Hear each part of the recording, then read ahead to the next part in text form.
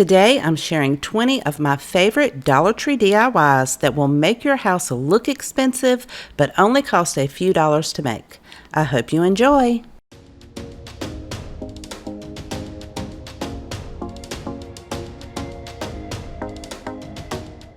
Have y'all seen these new decorative wood trays at Dollar Tree? I am loving this new design. It gives it a higher end look with those curved edges. I'm going to start off by sanding all of those edges with a fine grit sandpaper because they're pretty rough and they have a few little splinters. You could use a sanding block or just a piece of sandpaper. I'm using my finger sander and I have that listed in my Amazon store, and the link to that is in my description box below if you're interested. I'm going to do that for both of the trays. You could paint or stain yours whatever color you like. I'm going to be using Waverly's Antique Wax. It's pretty dark and thick, so I'm going to water it down. This will lighten the color and I won't have to use as much antique wax. It also spreads very well. Once I've applied a coat to the entire tray, I will take a dry paper towel and blend that in and wipe any of the excess off. Then I will repeat that process with the second tray. I will set them to the side and allow them to dry. We're using a votive glass candlestick from Dollar Tree. They have various different sizes. This one measures about 6 inches tall. After removing the label, I'm going to give it a really good cleaning. And now that our 2 trays have dried, we're going to make marks because we're going to make a 2-tiered tray using that candlestick. Taking the top part of the candlestick, we're going to center that in the bottom of one of the trays and just draw a circle around that rim so we know exactly where to place it to glue it down. Using the other tray, we're going to flip that over to the bottom, and using the bottom of our candlestick, we'll center that up and make a mark using our pencil. So I did measure mine to make sure I get it centered so everything is lined up, but you could eyeball it. Once you have your mark in place, we are going to attach the two using E6000. You want to put a very generous amount of E6000 around the rim of the candle holder, then set that down in your circle that you've already marked. Then we're going to put a generous amount of E6000 on the bottom of that candle holder and flip our tray over and center that up. I set a small bottle of paint on the top tray to give it a little bit of weight and allow the E6000 to seal all of the pieces together. Now that E6000 has set up, this is turning out so pretty.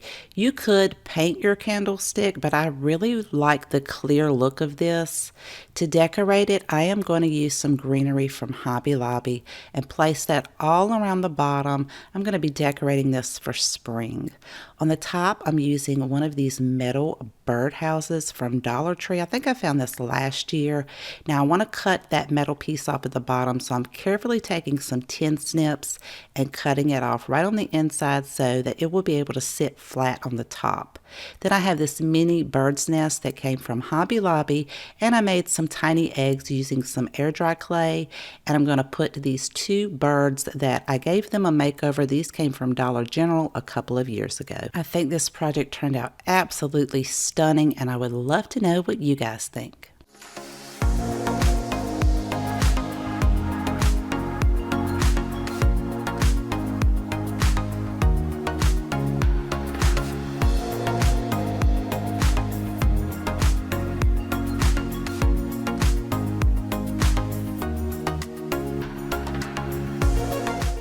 For this project, we're using just one of those wood decorative trays and some of these wooden snowmen from Dollar Tree. If you don't have any of these in your Christmas stash or you can't find them at your Dollar Tree, I did find something similar on Amazon, and I'll have that linked in my Amazon store if you're interested. We're going to take 4 of those and we're going to hot glue 1 in each corner. So you're going to glue the bottom of the snowman to the bottom of your tray.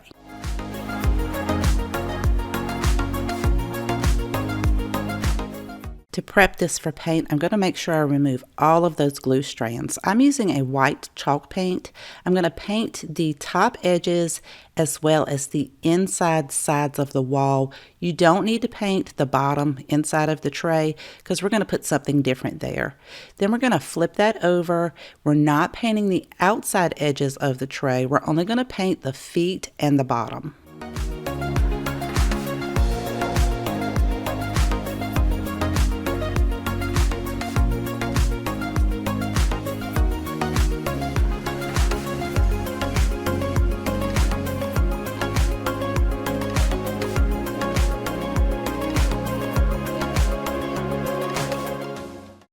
Once dry, this is how it should be looking.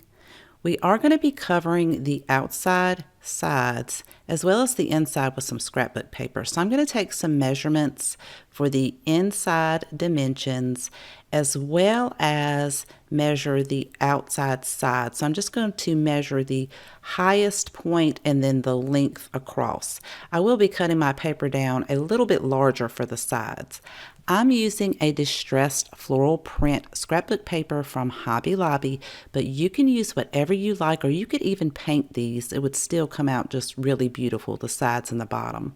I'm going to cut the width that I need down for the sides, then cut out the exact measurement for the inside bottom of the tray. Then I can cut those long pieces down to the size that I need for each of the sides. So again, the sides are going to be larger than the actual sides because we want to have enough scrapbook paper to go all the way around those sides. So to attach them, I'm going to be using some Mod Podge, and I'm going to apply a very thick layer, not super thick. You don't want it kind of oozing off the sides, but you want a good layer on there to make sure your scrapbook paper adheres well. I'm lining the straight line up at the bottom of the tray, press it down, and then we're going to flip it over and do the opposite side. We're not going to go, from one side to the next to the next. We're going to do this side, flip it over, and do the opposite side. I found that to kind of speed up that Mod Podge process to make sure it seals good, just take a piece of parchment paper and a mini iron or a household iron and go over that to make sure it seals all the edges, and it's just going to seal it really quick, and you don't have to really wait on that Mod Podge to dry.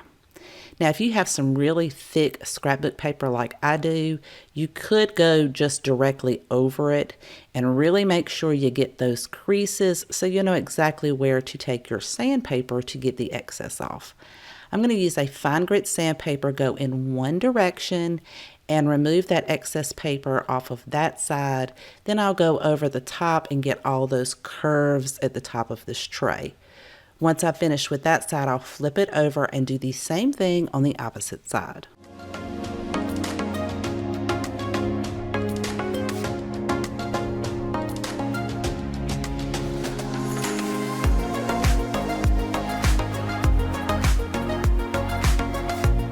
I made sure to wipe everything down to remove any of that paper dust and debris before doing the exact same thing on the other two sides.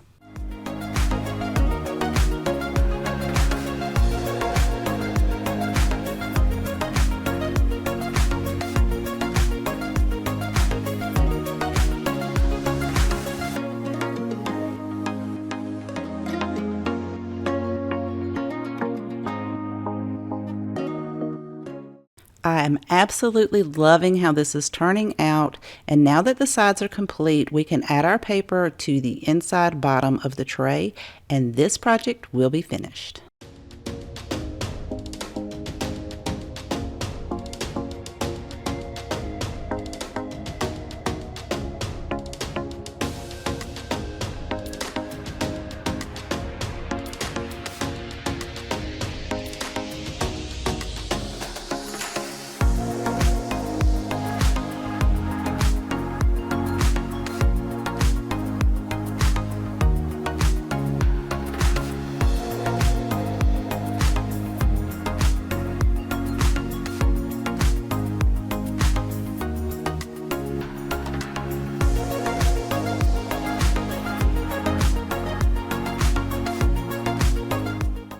For this project, I wanted to use a napkin with a simple design on it. This one came from Hobby Lobby. It actually has 6 flowers on the entire napkin. Again, we're going to remove that back layer, so we're only left with the top. I'm going to cut that in half. We are using a real wax candle. You could use an LED candle, but make sure that it has the wax coating on the outside. I'm going to wrap this around my candle, and then I realized I will not be able to use that third flower because they're going to overlap each other, and you don't want your prints to overlap. So I'm going to trim that part off, and I'll be able to wrap this candle with just those 2 flowers. So it'll be one on the front and one on the back. You'll want to wrap it tightly, and then take a piece of parchment paper and wrap that around your napkin. Hold it very tightly, and we're going to take our hair dryer on the highest setting and go over top of this very slowly. This is going to heat up that wax and seal the napkin directly to it. You can tell that it's working as the ink is getting a little bit darker. Now, my hair dryer gets super hot, so I went and got an oven mitt because it was burning my hand trying to hold it there the whole time I was putting the hair dryer to the wax. But you'll want to do this over the entire thing until that napkin seals directly to your candle. So I just did one section at a time and then rotated a little bit, did that section, rotated it, did another section. Look how gorgeous that turned out. You could do this with so many different colored napkins, different sized candles. I'm going to do it on the smaller one, just adding one flower. And I'm going to do it the exact same way I did the other one. Now, I didn't show you me trimming the napkin off because once you remove your parchment paper, you are going to be left with some napkin at the top and the bottom. So you'll just want to trim that as close as possible with your scissors. And then while the wax is still a little warm, you'll be able to press that extra napkin into the wax. But this was so much fun, and these turned out so beautiful, and I would love to know what you guys think.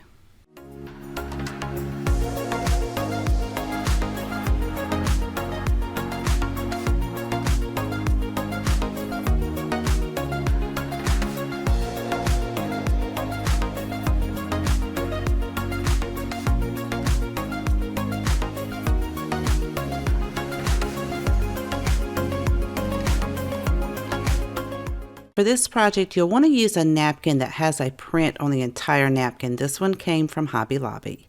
Go ahead and remove that back layer and put this on a heat protective mat. Since we are using the entire napkin, we're going to iron out those creases. I have this set on 365. You only have to go over each of those creases one time and it's going to smooth it out nice and perfect. Then we're going to take one of Dollar Tree's small glass plates. Make sure it's thoroughly clean and thoroughly dry. We're going to be applying the napkin to the back side of the plate. So put a nice even layer of Mod Podge on the entire back side, spreading it all the way to the edges. If you have a lot of excess, make sure you get that off first. Then put your napkin print side down and then gently press the napkin to the back side of the plate, making sure you go all the way to the edges. I did find it was a lot easier to set this on top of a paint bottle, and then we're going to add a layer of Mod Podge to the back side of the napkin, again all the way to the edges. Just add a thin layer and don't worry about those wrinkles because we're going to do something really pretty with that towards the end of the project. Now, once you've allowed your Mod Podge to completely dry, take a fine grit sandpaper and go around the entire plate, removing that excess napkin. Again, set it on top of a bottle of paint to make it easier to work with, because I'm going to paint the back side of this with 2 coats of a chalk paint in the color French Linen. You could skip this part, but I thought it would be really pretty to add this soft color on the back and bring out the texture of the wrinkles on the napkin on the back of this plate. So I added 1 coat, let that dry, and added the second coat and let it dry. Look at that gorgeous texture. It looks like a real piece of pottery. And when you flip it over, oh my goodness, that is gorgeous. Since we didn't do anything to the front of the plate, it is food safe, but I do recommend that it is hand wash only.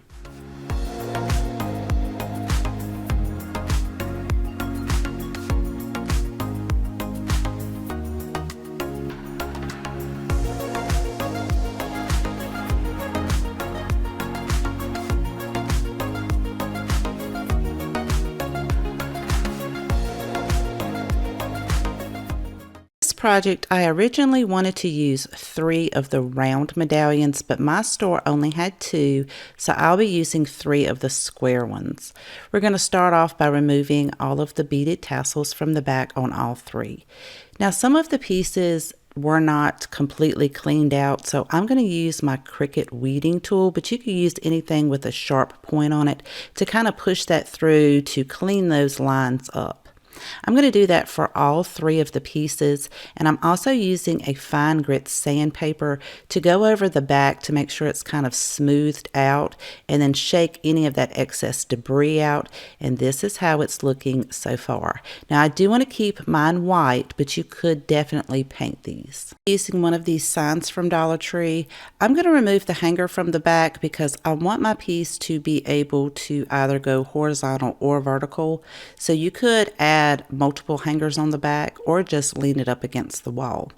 Now I originally watered down some antique wax because I wanted a lighter stain on the wood in the middle, but it did not want to adhere very well. I think it's like a paper in there. So as I was wiping it off, it was just coming right off. It was just very faint.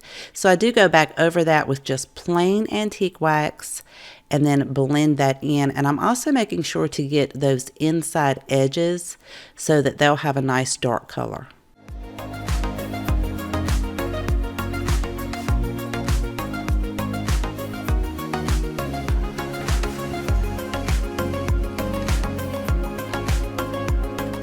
Frame of this sign, I'm using a white chalk paint in the color Adirondack. It is really going to pop against that wood tone in the middle. I'm going to do this all along the top part of the frame as well as the outside edges.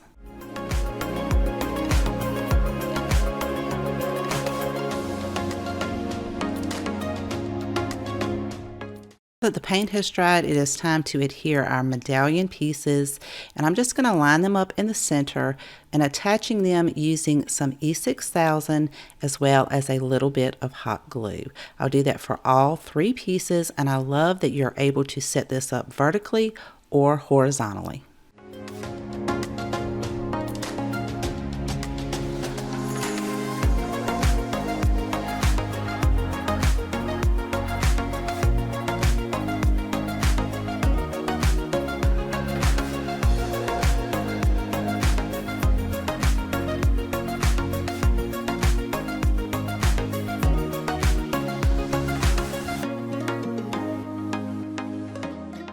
Project, we're using one of the round medallions. Again, we'll go ahead and remove that beaded tassel from the back, and I am using antique wax on this one. We're going to apply a very generous amount of antique wax and really get down into all of those nooks and crannies.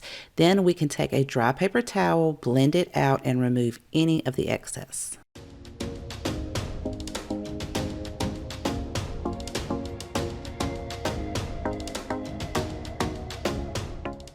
This technique gave it the most beautiful aged look. I'm also using a small finial. You can find these at Hobby Lobby, applying the antique wax and then blending it in with a dry paper towel. Because you will be able to see the back side of the medallion in this project, I'm going to give it a coat of the antique wax. It will be a little bit darker, but it is still quite beautiful. Set these 2 pieces to the side and let them dry for at least 2 hours. Look how gorgeous this is. Now we can attach the finial to the top of the medallion using some E6000, and you'll let that set up for a couple of hours. The medallion fits perfectly on this glass bubble ball from Dollar Tree. The diameter of this one is 4.9 inches by 3.9 inches. I'm going to remove that tag, and I'm just using a little bit of Windex and a putty knife to make sure I get all of that glue off. You can fill this with so many different things and decorate this in so many different ways. I think it's gorgeous, and I would love to know what you guys think.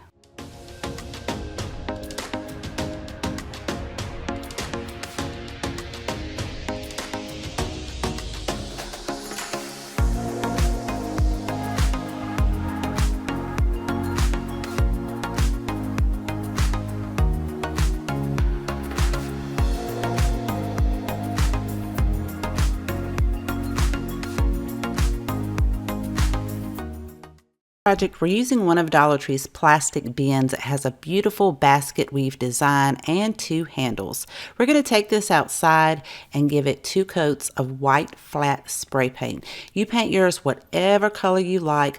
I like to start on the bottom, add 1 coat, let that dry, then I can flip it over and get the inside and add the 2nd coat to the outside.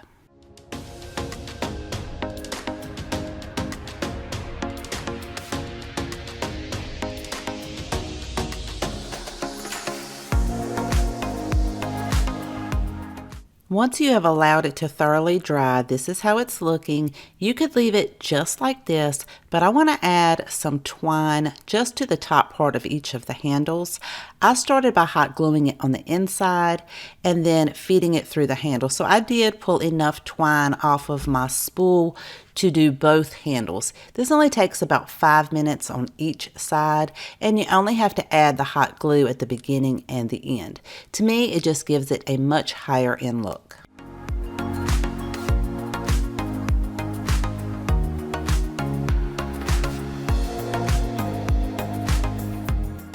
I think this twine looks perfect with this white basket and that basket weave design. I'm going to do the exact same thing on the other handle. Because I'm going to be planting some real flowers in mine, I will be flipping this over and drilling some holes in the bottom for drainage. But if you're just going to put artificial flowers in there, you can skip this step. Once I have those in there, it is time to take it back outside and plant some flowers in there. I'm going to start off by adding my potting mix. I'm not going to fill it all the way to the top. I want to leave some room for my flowers. I chose to plant violas in these. And when you take them out of the container, if you've never planted flowers before, which I'm sure most of you have, you want to gently loosen the roots at the bottom so that when you plant it, the roots will reach into the soil and anchor your plant or flower. I wanted to give my flowers room to grow, so I only planted 3 in this basket and then topped it off with a little bit more potting soil. I think this is absolutely gorgeous, but I would love to know what you guys think.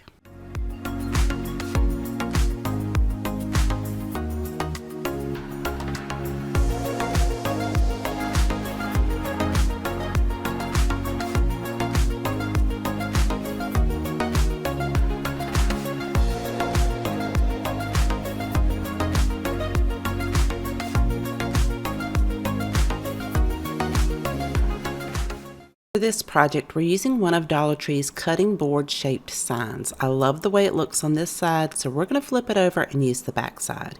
Using a stiff Dollar Tree brush and some antique wax, I'm going to dip that down into the antique wax and wipe most of it off. Creating lines all across the back side of this board, I'm trying to give it a faux wood grain look. I want some of the backing of the sign to show through because it's a lighter brown.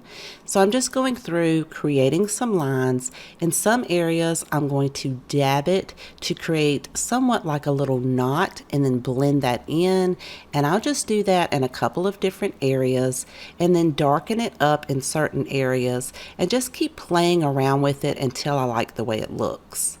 Once I have all of my lines and I have some of that dark wax as well as some of that brown lighter color showing through, I'm going to set this to the side and let it dry. I found some greenery in my stash, and this came off of a rose bundle. I just pulled the roses off and then pulled all of the leaves to the front. I'm also using some of Dollar Tree's sunflowers. I'm going to cut 2 of those off and bend the sunflower so it will face forward, but leave the stem on there so we can line it up with the stem of our greenery. I will cut one of them shorter so it'll kind of sit on top of the other one and place them underneath the greenery. To keep all of these pieces together, I'm going to take a piece of twine and double knot it where all of the stems meet. Then take the remaining twine and wrap it around above the top of the stem, glue that down, and take the other piece and do the exact same thing. This is going to not only keep our florals together, but give us a nice place on that twine to hot glue this to our sign. But before I do that, I'm going to trim off the excess ends of the stem pieces just above where the twine is.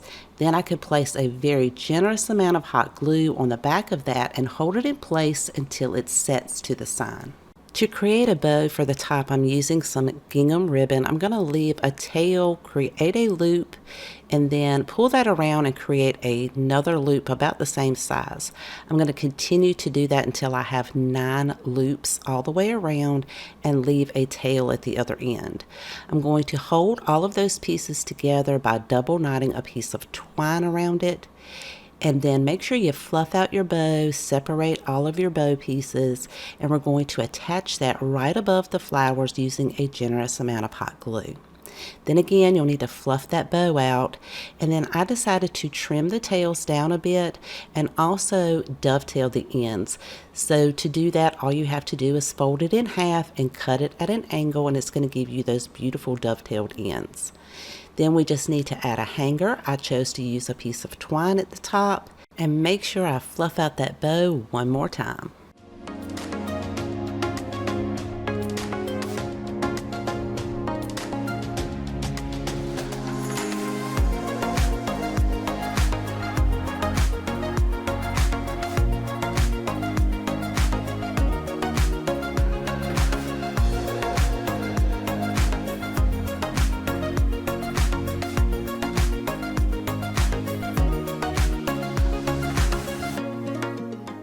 Right now, Dollar Tree has this gorgeous blue and white dinnerware.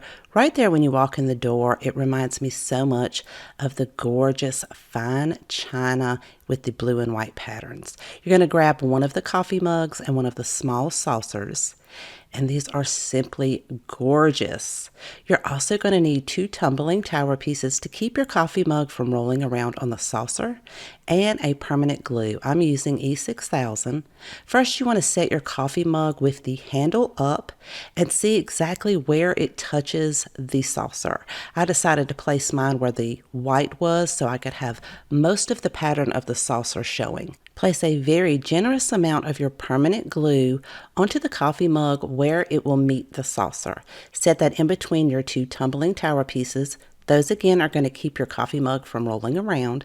And then take some painter's tape and place it on the inside of your mug and tape it down to the saucer to help get that permanent glue to seal to the saucer.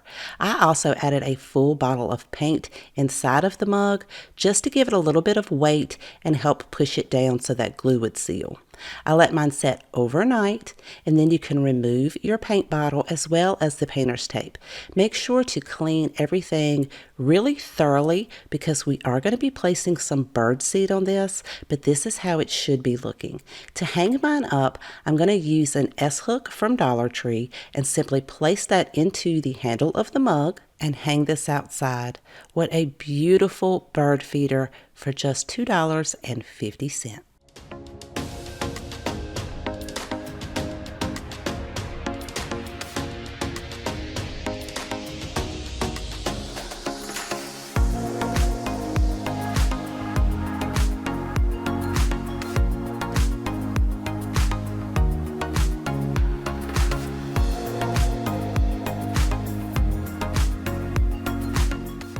For this project, you'll need one of Dollar Tree's plastic watering stakes. They come in a variety of different colors.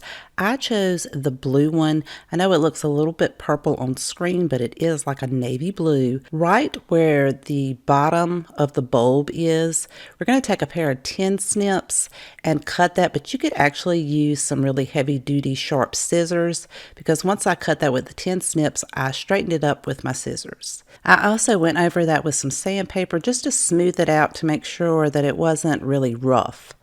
Now we're going to take one of Dollar Tree's glass votive candle holders. They come in a pack of 4 for $1.25.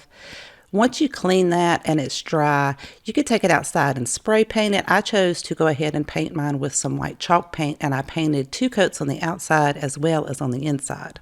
I will be using some baker's twine. This is a navy blue and white. You can find these in a pack of 3 at Dollar Tree. Pull out a very long strand, and there's a seam that goes across the watering bulb.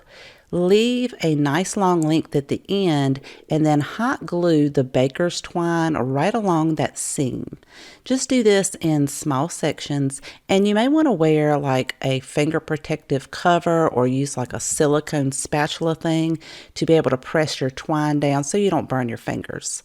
Just go along the seam and hot glue it, and when you get to the other side, leave a nice long strand on that side, at least the same length as the strand that you left when you started.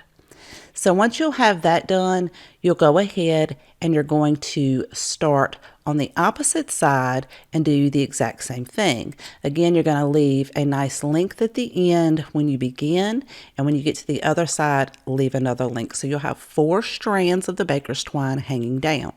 Then you're going to go in between each of those sections as straight as you can, but we don't need to leave any more twine at the bottom. You can actually just put this flush to the very bottom of the bulb. Now, when you do the second section, I did cut a small little piece and created a knot at the bottom to create a loop.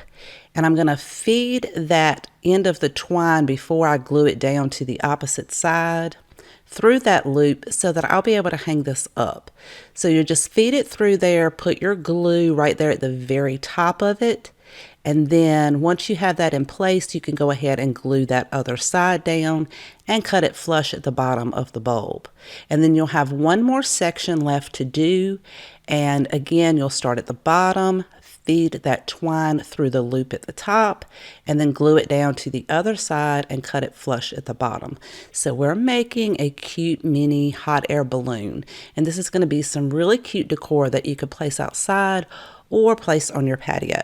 Once you have all of your twine in place, I like to take a clean dry paintbrush and try to remove as many glue strands as possible and kind of clean up those areas on that water bulb. Now that the paint has dried on our votive candle, I'm going to take that same baker's twine and hot glue that right around the rim at the very top. And I'm also going to do this around the rim at the very bottom. This is optional. You don't have to do it. I just thought it would give it a nice added detail. This is how it's looking. Now you're going to take your bulb with the 4 strands and see how high you want it to set up above your votive, and then cut all 4 strands the exact same length. Then hot glue 1 strand at a time to the inside of the votive, pushing that end piece all the way to the very bottom of the votive. And kind of evenly space them out so you'll have kind of 2 in the front and 2 in the back. Just be careful when you're moving it around that you don't twist and kind of tangle up your baker's twine strands.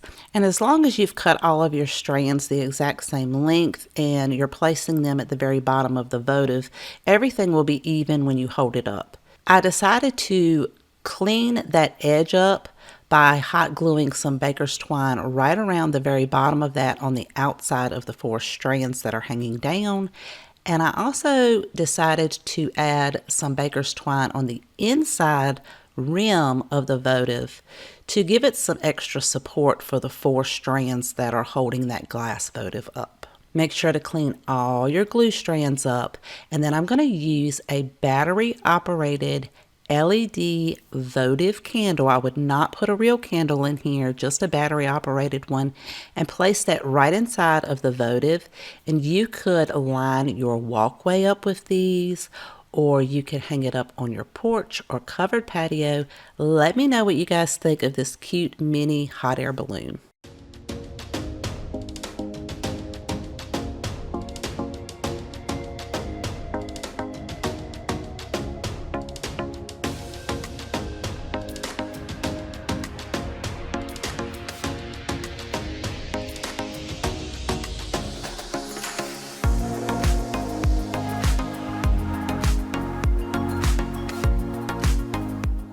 Project, we're using this gorgeous Farm Life wooden sign I found at Dollar Tree.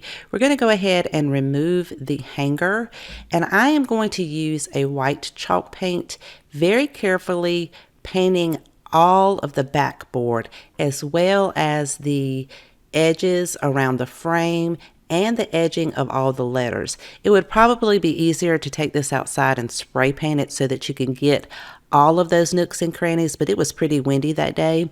So I just used a detailed brush, took my time, painted the entire back part of the sign as well as all of the edging on the raised portions of this sign. Then once you let that dry, we're going to go ahead and fill in those holes with some wood filler and let that set up. Then I'm going to take a fine grit sandpaper and go over all of those raised wood letters just to make sure that none of the paint clumped up around that, because I want it to be nice and smooth. And we'll go ahead and sand down the wood filler. Once you wipe all of that down, I'm going to take a Dollar Tree sponge brush, and this one has been very well loved. You can see all the discoloration on it. We're going to dab that into some black paint. Wipe most of it off. You just want the end of the brush to have the black paint, and then you're very gently just going to drag it across the raised portions of the sign. You're not pressing, you're not pushing, you're just very gently gliding it over top. We're going to do that for all the raised portions, including the frame and the outside of the frame.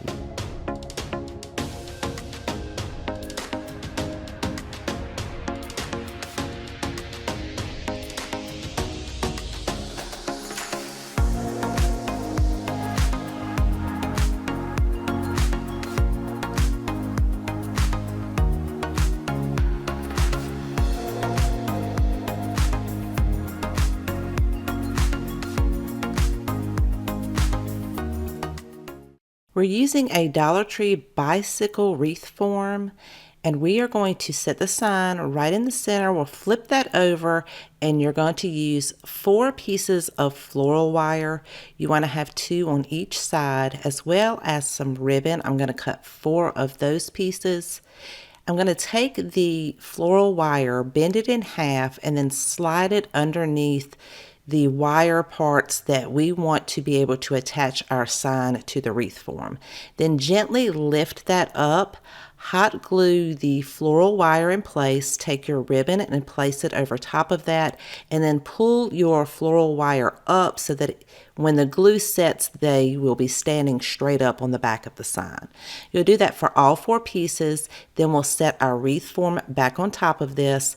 Twist the floral wire around your wreath form nice and tight, then go back and you can cut those excess floral wire pieces off. And then I like to take a pair of pliers, make sure that I twist it even tighter and tuck it down beside the wire form. I'm going to cut 4 more pieces of ribbon to not only reinforce this, but it's also going to keep that floral wire from scratching the surface when I hang this up. Now you could leave it just like this, but I want to create some greenery and a bow to go at the top of this. So I'm using some greenery with white flowers. I believe those came from Hobby Lobby, as well as some boxwood greenery from Walmart.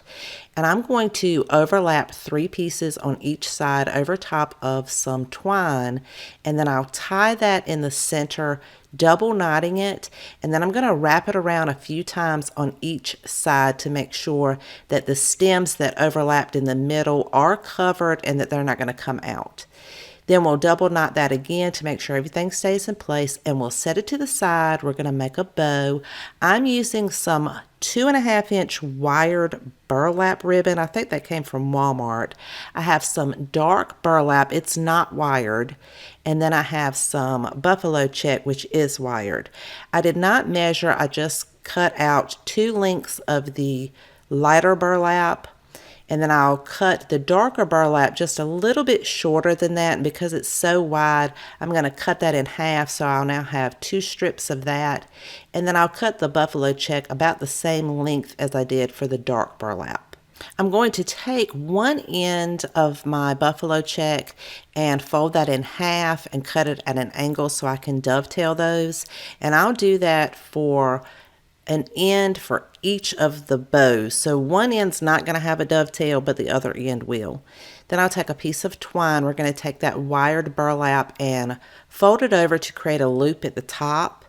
Pinch those together in the middle, and then we'll put those on top of each other. We'll take one of the dark burlap and do the exact same thing, creating a loop, pinch it together, hold it with the other 2 pieces. And then for the remaining 3, I'm just going to pinch it in the middle, not creating a loop, and I'll crisscross that on top of those 2, and then take that last piece and do that on the back side. Then we'll take our twine, we're going to wrap it around the center of all of those ribbons, and double knot it in the back, but make sure you leave your excess twine on there. We'll need that to attach everything together. You don't need the excess twine on the greenery. You can go ahead and cut that off, but we'll double knot that around the greenery and still leave that excess twine so we can attach it to our wreath form. So we're just going to place it right at the center at the top of our wreath form, flip that over, and I think I triple knotted that, and then I took the excess twine after I had triple knotted it. We're going to pull that down to the end and tie a knot and trim the excess off so you can have a hanger to hang this up with. Now, because I decided to make the bow the way I did, I went back and the 3 pieces that I did not put loops in, I went ahead and dovetailed the ends of those. Fluff your bow out, and this is how it turned out, and I think it's gorgeous, but I would love to know what you guys think.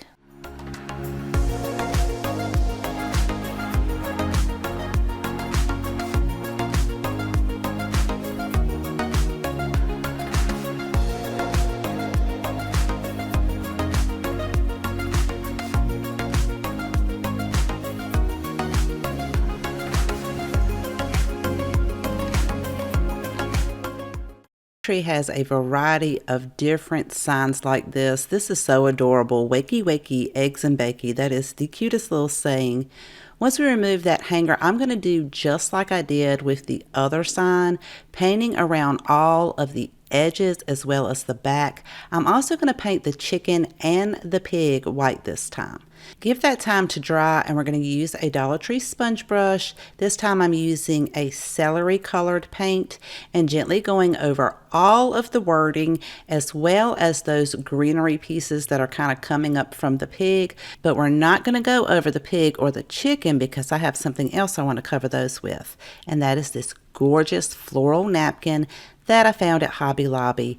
Remove the back layer. This napkin really reminds me of like Pioneer Woman. So I'm going to hold that over the sign and cut out enough to cover up the pig, not the chicken yet because I want to use a different design for that. Then we're going to take some water, a clean brush, dab it into the water, and then spread water all over the raised portion of that pig. So you don't want it completely saturated, but you want to have enough water on there so that when you place your napkin, those areas get wet. So just press your napkin over top of it and then very gently take that paintbrush with the water on it and go over it again, and it's going to bring out the outline of that pig. So you'll do that over the entire portion of the pig. Then you're going to take a weeding tool, and they sell something very similar like this at Dollar Tree, and go around the edging of the pig and kind of separate the napkin from where it's wet and where it's dry. You're going to have a little bit of extra on the outline, but that's okay. We're going to clean that up later. Once you've gone around it one time, take your excess napkin and very gently pull it up, and if there are pieces that haven't separated yet, kind of separate those, and then remove your excess, but leave that napkin on the pig. You're going to do the exact same thing for the chicken. Now, I decided I wanted to have a different flower on mine, so I'm going to cut that out a little bit larger than the chicken. We're going to use the exact same method that we did with the pig by applying the water, the napkin, adding some water on top, then separating it, peeling your excess away, but leave those napkin pieces on the pig and the chicken and let those dry.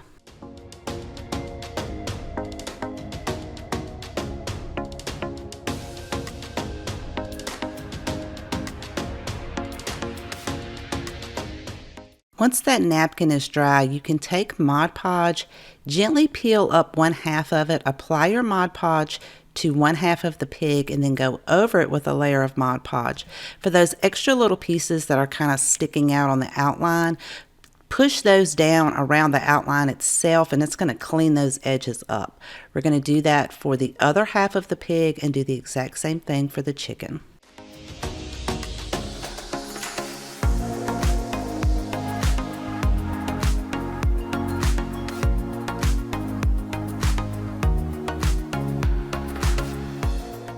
When we got the napkin wet, if you notice a little bit of the ink kind of get on the background of your sign, just touch that up with some white paint and let it dry. For the frame itself, you could paint it whatever color you like. I chose to go with a brown oxide, and I'm going to apply that to the frame as well as the outside edges using that sponge brush. Once that dries, you can then reattach the hanger that came with it or add a new hanger. I'm just going to double knot mine on the back. And look how adorable this turned out. I would love to know what you guys think of this project.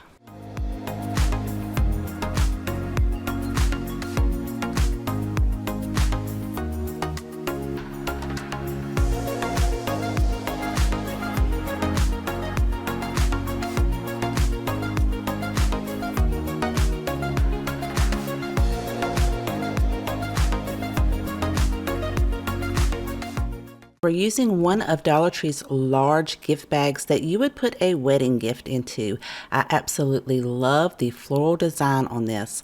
I'm going to cut the top third as well as the bottom third off. That is the pattern that I want to use for this project. I'm going to carefully pull this apart so that I'm only left with one layer. I am trying not to mess up any of the flowers because a lot of the flowers that I want to use are on the sides of the gift bag. So once I have that cut down, I do want to try to thin this out because the bag is very thick. So I'm going to take a piece of packing tape, place that down, and then very carefully pull it up so that it removes the back layer of the bag just to thin it out a bit. And I'm going to do this over all of the sections that I need for this project. You will have to use a new piece of tape each time, and just take your time and be very careful not to tear the design on the front. I'll do that for both pieces of the bag.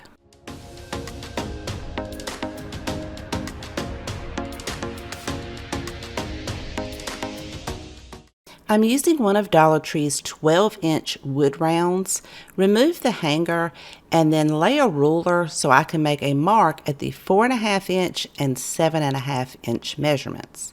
Then add a layer of Mod Podge to the top only, spreading that out all the way to the edges. You want to have a nice even coat across the entire front. While the Mod Podge is setting up, I do want to try to remove some of the creases from this bag. So I'm going to lay this on a heating mat, place a piece of parchment paper over it, and then using a small iron, gently go over it and try to flatten this out so that they're less noticeable. I have my iron set on around 365. I'm going to do that for both pieces.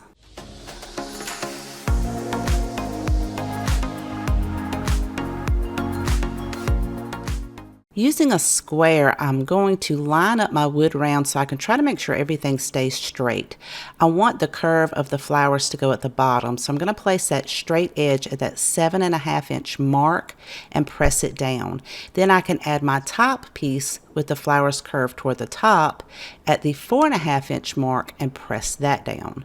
Then I can take my parchment paper and go over each one of these to iron it out and seal it to the wood round. It's going to help remove some more of those wrinkles and really adhere this to the wood round. Continue to do that for the other piece as well.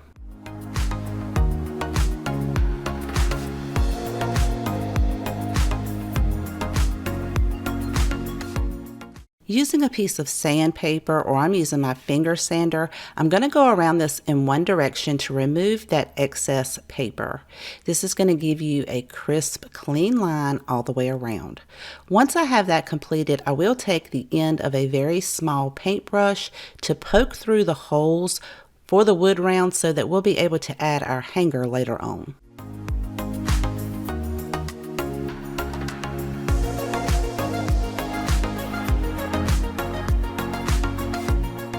Using my Cricut cutting machine, I created this decal using this gorgeous gold premium vinyl.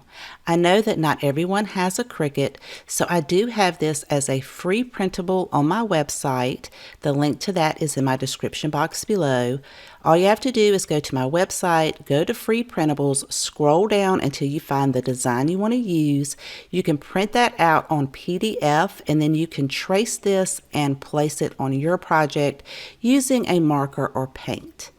Now we're going to add a twine hanger back to the top of our wood round, double knot it in the back, and this project is complete. You could add some florals or a bow to the front, but I think this turned out absolutely gorgeous just the way it is.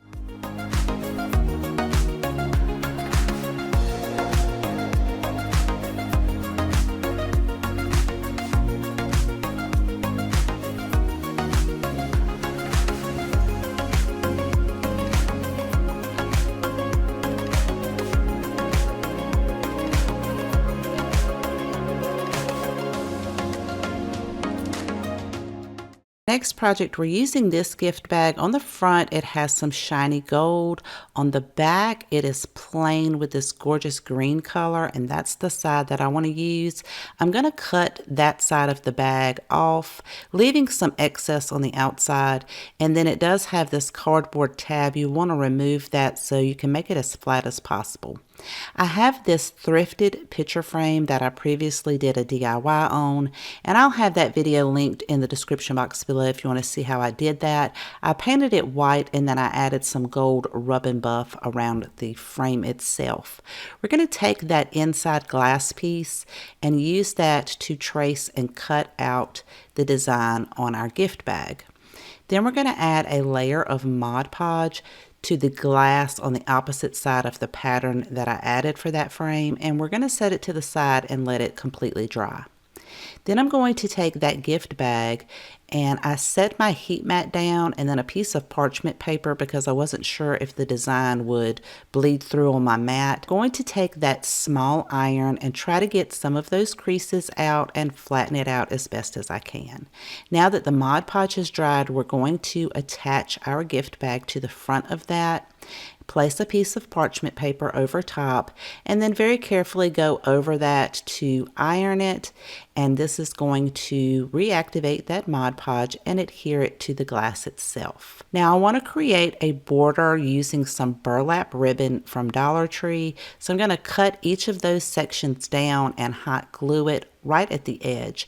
This is going to give it a beautiful added touch, but also help to cover up those holes at the top of the gift bag. Once I have all four sides covered with the ribbon, I'm going to flip that over and hot glue the excess ribbon to the back, and then we could put this into our frame, and I think this project turned out absolutely gorgeous, but I would love to know what you guys think.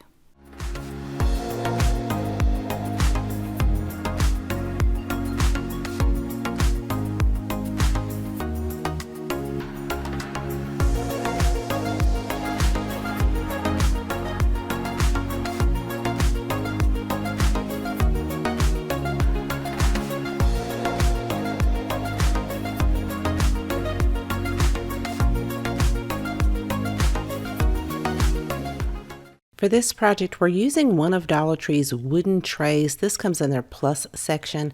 I previously made a DIY with this, so I've already pre-stained it and wrapped the handles with twine. If you would like to see that video, I'll leave it in the cards up above. I'm going to apply a very generous amount of Mod Podge to the bottom of the tray.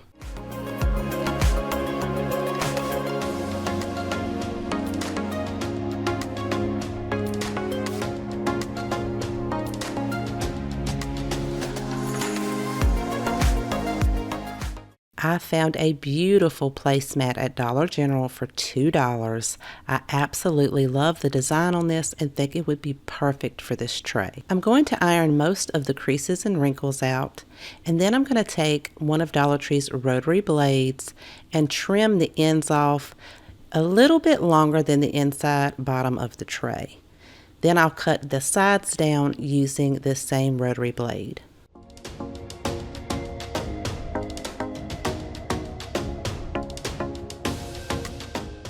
The Mod Podge is not completely dry, and that's okay. We're going to place our placemat in the bottom, push it up to the inside edges as far as you can, and then taking that mini iron, go over this to seal that Mod Podge.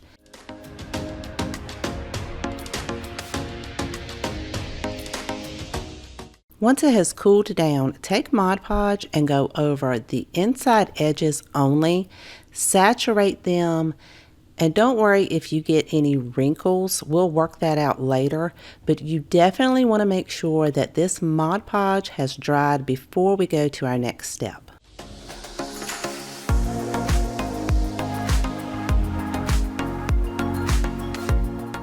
Using a utility knife or X-Acto knife, trim this to the inside edge as close as possible. You may have to do the corners a couple of times to make sure you get a nice clean cut. And the reason we had to make sure that Mod Podge completely dried is because as you're doing this, you don't want the inside of your placemat to peel up. Then you can gently pull the excess fabric off.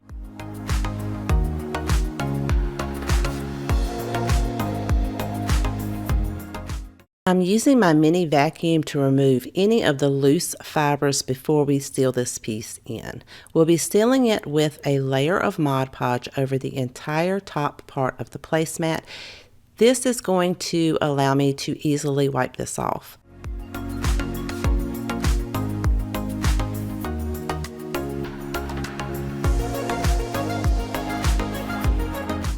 After drying for several hours, you may see some bubbles pop up in the middle. Lay a piece of parchment paper down and then iron over top of your parchment paper. That way the layer of Mod Podge on top of your placemat will not adhere to your iron. Once cooled down, it is ready for you to style and decorate your home with.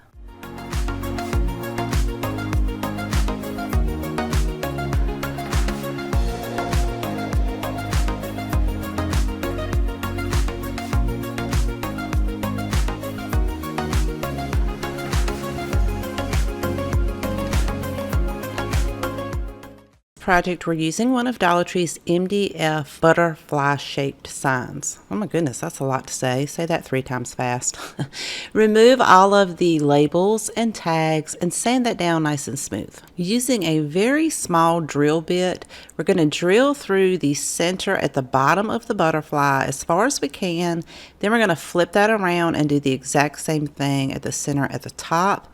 And don't worry if it kind of comes out the back side. You can sand that down with some sandpaper.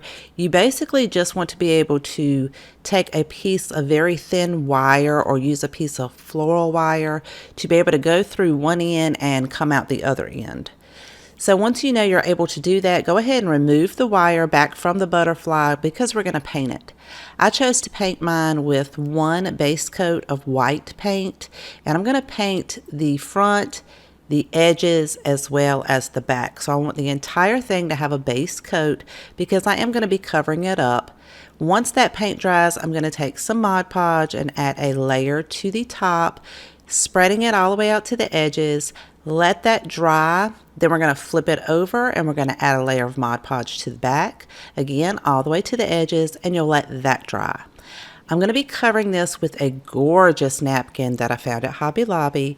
I'm going to remove all of the back layer, so I'm only left with the top layer. Set this on a heating mat and use a piece of parchment paper and gently iron over it to get the creases out from where it was folded in the package.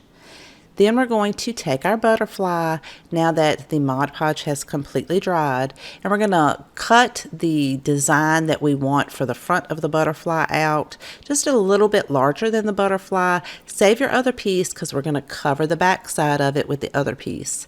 So you'll set that down on your heating mat, put your butterfly down, add your napkin, a piece of parchment paper, and go over it with your iron. I like to do it from the center out, all the way to the edge. And then if you need to, you can just trim some of that back with scissors, or you can just go over it with some sandpaper, and that's going to give you those nice clean edges. And I like to use my finger sander, but for some of those tough to reach areas, you can just fold a piece of sandpaper over in half. Once you have that cleaned up, we'll do the exact same thing on the other side. So this will now have this gorgeous design on both sides.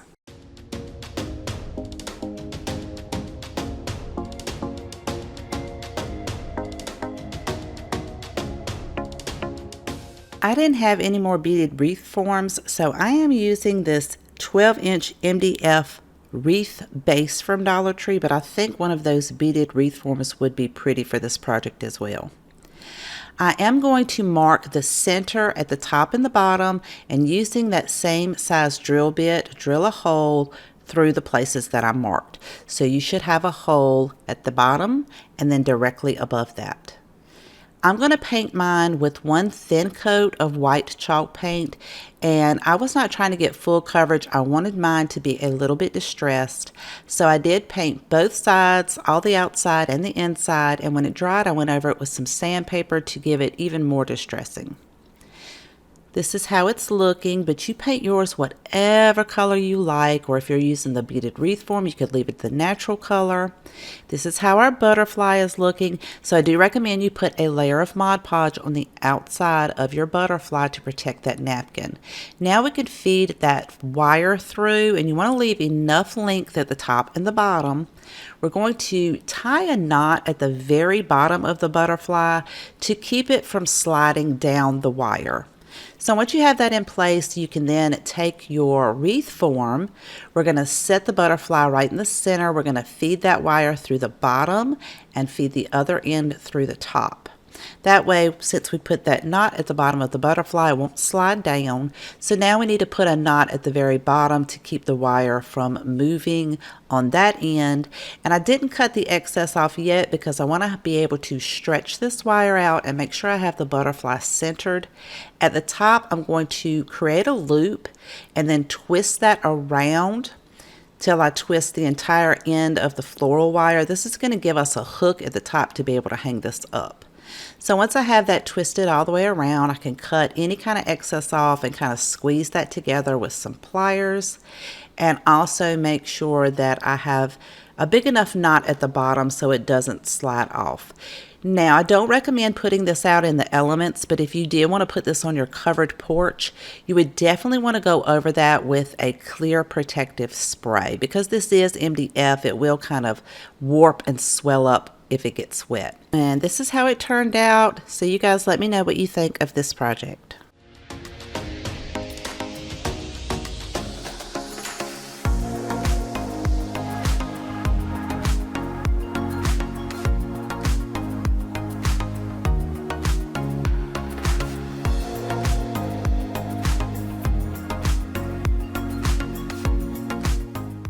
We're using one of Dollar Tree's 10-inch beaded wreath forms. Turn the hanger off to the side, and using some greenery pieces, these came from Hobby Lobby, I'm going to place one at the top and one at the bottom. I'm also using some greenery with white flowers. This also came from Hobby Lobby, and I'm going to bend them to form the shape of the wreath form. Place these directly on top of the greenery, and using some floral wire, I'm going to cut off a few pieces of that so I'll be able to attach this to the wreath form. I'm going to wrap that around the two greenery pieces and then twist it in the back. I'll do that at the bottom, top, and middle of each of those greenery pieces. And then I'm going to flip that over to the back side and make sure that it is really tight. And once I cut the excess floral wire off, I like to take a pair of pliers and twist it to make sure it is secure, and also to push it down in between the beads so it doesn't scratch anything. We'll do the exact same thing for the other greenery pieces at the top part of the wreath.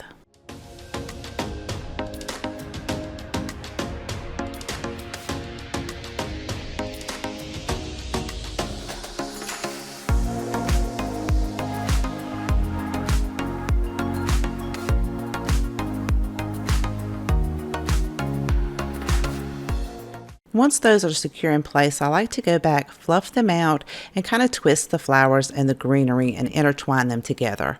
Now I'm going to use some burlap wired ribbon with some buffalo check trim. This came from Walmart. And I'm going to cut down 4 pieces at 14.5 inches. And I'm also going to cut 4 pieces at half of that, so about 7.25 inches. Using the 14.5 inch pieces, take all 4 of those, line them up on one end, and then fold that in half cut that at an angle, and this will dovetail all 4 ends of that at one time. We're not going to dovetail the other pieces, just one end of those 14.5-inch pieces. You'll need a piece of twine. We're going to take those long 14.5-inch pieces and fold it over to create a loop. You want your loop on the ones with the tails to be about the same size as the smaller pieces, which we're just going to fold in half. I'm going to go ahead and fold each of these down to create the same size loop for the long ones with the tails. Then we'll pinch that together in the middle, and we're going to take one of the other pieces with the tail, pinch it together, and place them side by side. Then we'll take one of these smaller pieces where you just fold that in half, pinch it together, and put it on the outside of one of those with the tails. Do the exact same thing on the opposite side. So then you'll have the 2 in the center with tails, and the 2 on the outside are the short pieces without the tails. Then you'll take your longer piece with the tail. We're going to put that on the outside, right-hand side. Put another small piece, and you're holding it all together with one hand right where all the pieces gather together. We're going to turn that around and do the exact same thing on the opposite side with the tail and then the smaller one. Then take your piece of twine, or you could use a zip tie if you want to, and tie that in a double knot where all of those pieces are gathered together in the center. Make sure you tie it really tight so it does not come loose. Leave your twine on there because we're going to use that to attach to the wreath form. I'm going to pull the tails out so that I have one on each side, and then I'll go back and fluff out all of my bows and my loops and separate them and make sure they are nice and fluffy and pretty.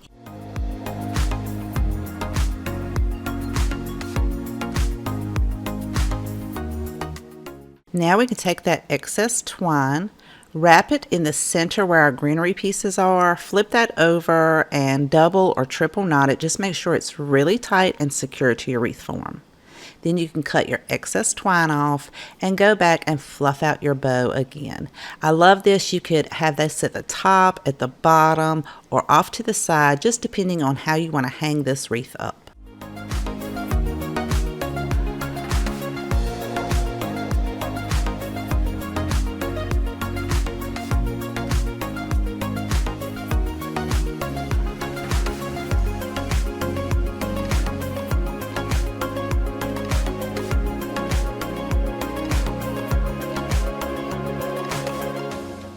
Using another 10-inch beaded wreath form from Dollar Tree, you don't necessarily have to have the wreath form.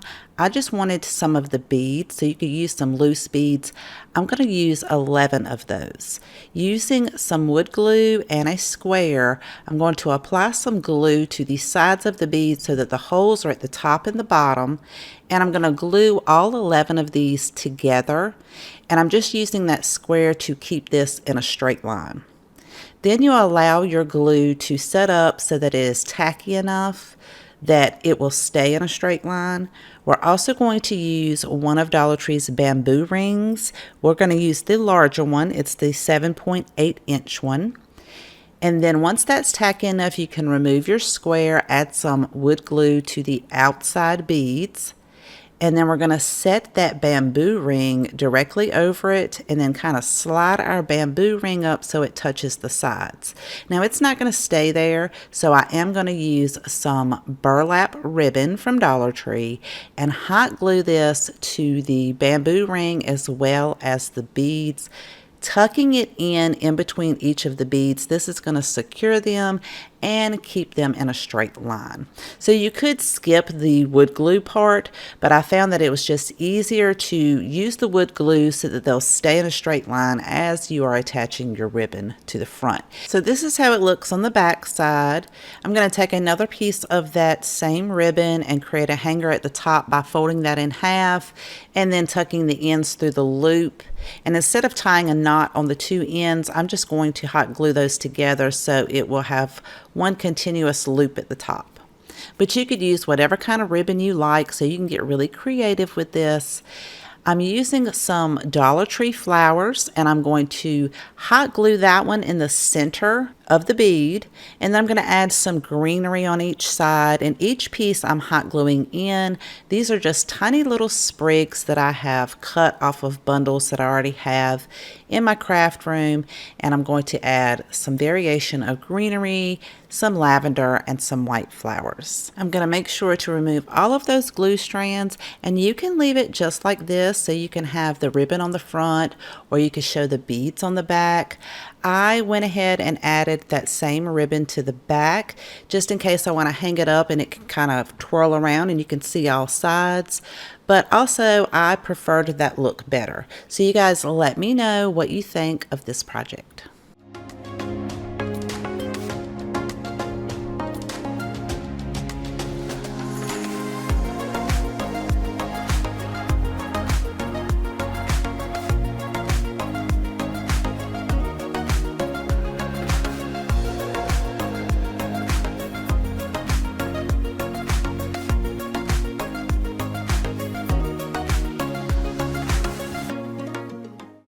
by 14 photo frames. Remove everything from the inside. The frame itself does not have beads, but it does have these small pieces that kind of resemble beads on the front. We're going to give this one coat of a metallic antique gold paint made by Folk Art. Or you could spray paint it if you like. I only applied one coat and then set that to the side and allowed it to dry. Using the glass that came in the frame, I'm going to add an even layer of Mod Podge across the entire surface of one side.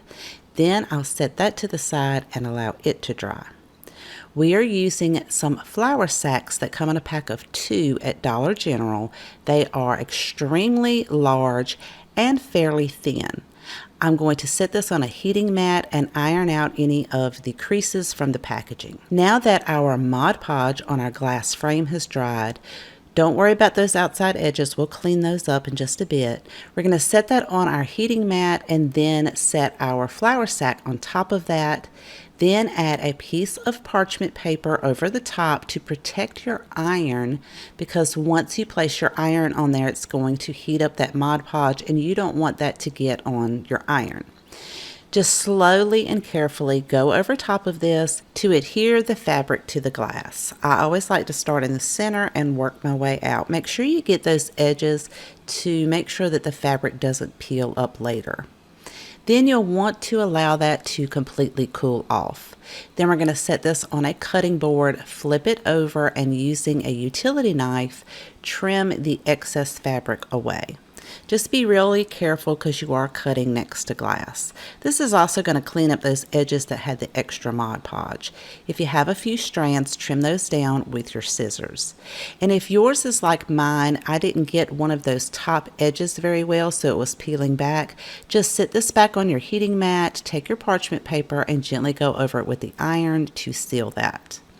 Once it has cooled off and our frame is dry, you could reinsert this back into your frame and put your backing back in, and it would be absolutely gorgeous. Now, it was a little too stark white for me, so I decided to remove the glass and paint the fabric. I'm going to paint mine with a French linen chalk paint, but it would probably be better to use a much thinner paint by either watering this down or using an acrylic paint. Because chalk paint is very thick, it did get very thick in certain areas and it looked a bit streaky, but I am fine with that. I love the way it looks, but if you want a more even color, you would definitely want to thin that paint out. Now that everything has dried, we can put this back into our frame, and I think this color on the fabric is absolutely gorgeous against that gold frame. I'm using some pampas grass, and I believe this package came from Temu, but I'll try to find a link and leave it in the description box below of something very similar. This has several different kinds in it. I chose to use this one.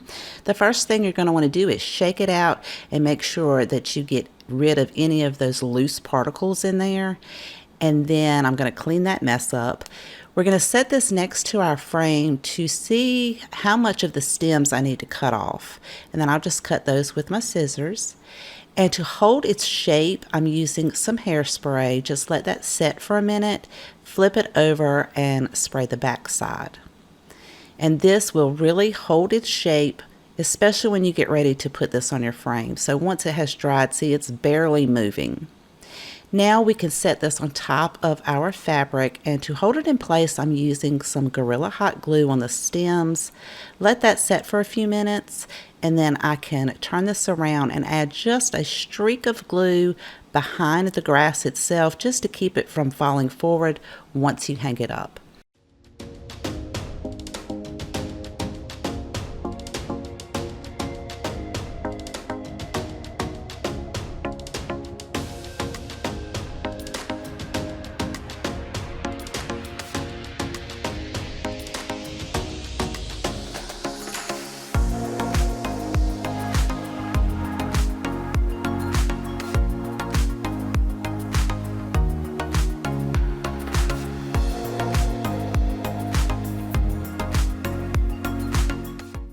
You'll start off with some garden stakes from Dollar General. You can get these for $1 each. They're about 3/4 of an inch square, and they measure almost 35 inches right above that tip. You will need 4. I'm showing you 3 here, but you will need 4 of those. We're going to cut 2 of those down to 34 3/4 of an inch, which is right above the little tip at the bottom of the stake. Once you have those 2 cut, you're going to take the other 2 that you have and cut down 5 pieces at 8 inches long. Because these are garden stakes, the wood is extremely rough, so you'll want to go over each of your pieces and give them a really good sanding, especially the ends, making sure that they are as flat as possible. Using those 8-inch pieces, mark them from the left-hand side at 1 5/8 of an inch, as well as 6 3/8 of an inch. You'll do that for each of those boards. Make sure that your marks are in the center of each of the 3/4 inches of this board. Then we're going to take one of those, clamp it down to a piece of wood to protect our work surface, because we're going to use a 5/16 drill bit and drill all the way through that piece of wood. Try not to go through your work surface. You'll do that for all 5 of those 8-inch pieces.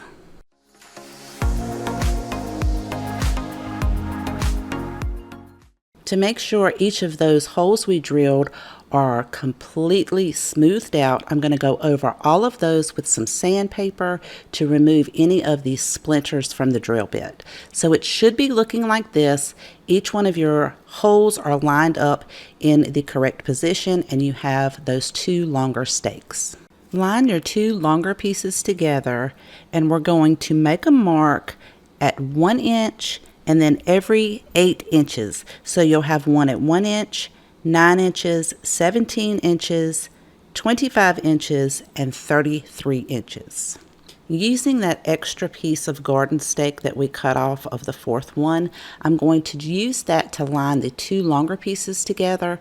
Then you're going to take your 8-inch pieces and place them where you made those marks on each of those longer stakes. So you'll have one at 1 inch, the second one at 9 inches, the third one at 17 inches, the 4th one at 25 inches, and the last one at 33 inches. You're also going to need some larger clamps and some wood glue. I'm using Gorilla Wood glue. You want to put a very generous amount on each end and then place those with the holes on the sides at your marks that you made on your longer stakes. You'll do that for all 5 pieces, and then you'll want to go back and clamp those together to get a really good seal. If you don't have enough clamps to do all 5 pieces, you could just do 2 at a time, but allow your glue to thoroughly set up. I let mine set up for several hours, and it is very sturdy. I'm going to go over all of that excess glue with some sandpaper to sand that off because I'm not going to be painting mine. I want to keep mine this natural color. You could go back and add some brad nails on the outside of your 8-inch pieces if you want to, but I find that this is pretty sturdy for the home decor piece that we are making. Because I'm not painting mine, I did erase all of those pencil marks and give it another really good sanding. We're going to use some of Dollar Tree's nautical rope. Now it has a lot of those furry pieces on it, so I'm very carefully going to take my lighter and singe most of those off. Now I'm doing this over a silicone mat. You just want to be extremely careful if you choose to do this. I'm going to do that for the entire rope. Then we're going to feed that through the holes on one side. And once you get to the end, you want to leave a little bit of excess rope so that you'll be able to tie a knot. Get your knot really tight, and then you can cut the excess nautical rope off of the end. And then I like to add a little bit of hot glue at the end of that just to make sure that it doesn't unravel. Then you'll want to pull each of your pieces pretty tightly, and then at the other end you'll cut off and leave enough to tie another knot at that end, trying to get it as close to your wood piece as possible. And again, cut that excess off, hot glue a little bit at the end. Then we're going to flip it over and do the exact same thing on the other side.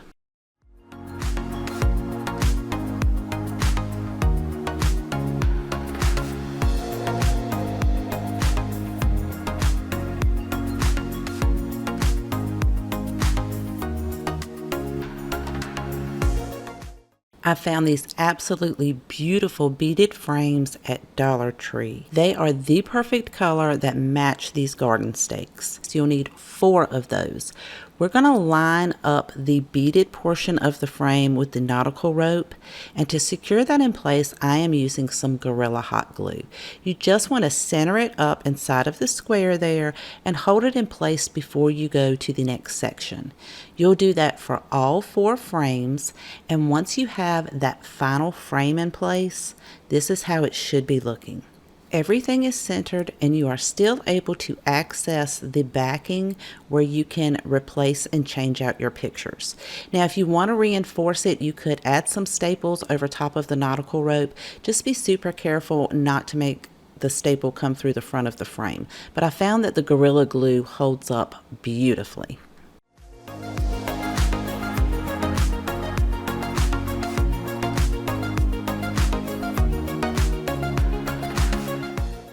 I hope you enjoyed today's video. If you have a favorite, please let me know in the comment section below. I always love to know which one is your favorite. I hope that you enjoy today's projects and will consider subscribing.